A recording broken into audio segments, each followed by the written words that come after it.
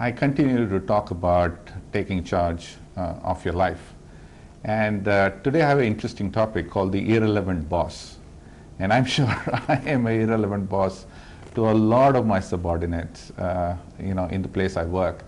But this really thought came in where, still I was young, and I think a lot of people have talked about to me about the importance of a job, importance of a boss in that job, importance of promotion because of that boss, importance of designation, importance of relative designation, relative growth.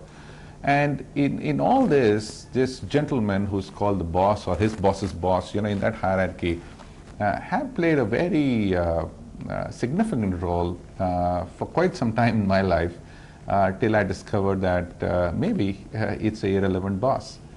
And the reason I say this is in an irrelevant boss is because of no disrespect to the boss, but for something else. If you saw a couple of weeks back, a football game happened, and Rooney scored a couple of goals, or Sachin Tendulkar just completed his 200, or is the highest 200 in a one-day international cricket match over 50 overs. Neither Sachin, desired to be a captain. He achieved greatness without being a boss.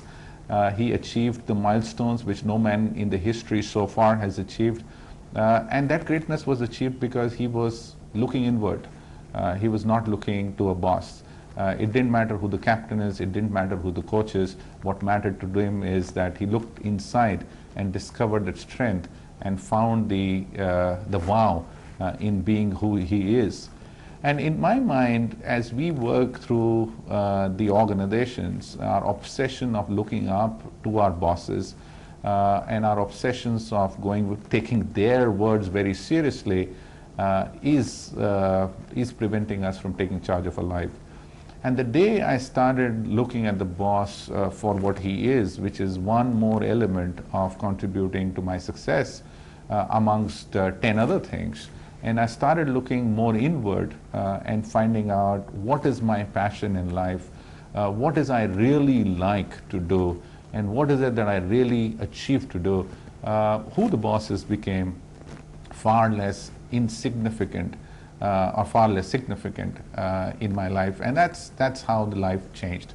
So my learning from life is that the irrelevancy of who the boss is very important, because we are obsessed on relative promotion, relative positioning, who do I report to, and we jump like ping pongs from one place to another just to solve that bit of an issue, which I think is quite irrelevant, because we should be in the business of discovering what is it that our passion really drives us to do.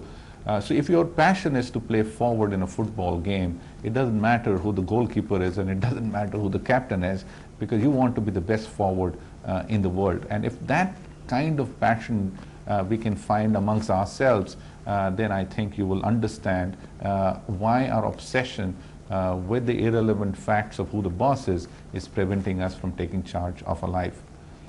So if such events like the irrelevance of a boss has also helped you discover that position and take control back in your life, and I can tell you there are so many entrepreneurs in Silicon Valley and also in India who decided and called it a day and started their own business because they thought that their boss doesn't get it, and they decided that they want to be a boss of themselves, and a huge amount of success was driven by them by that eventuality.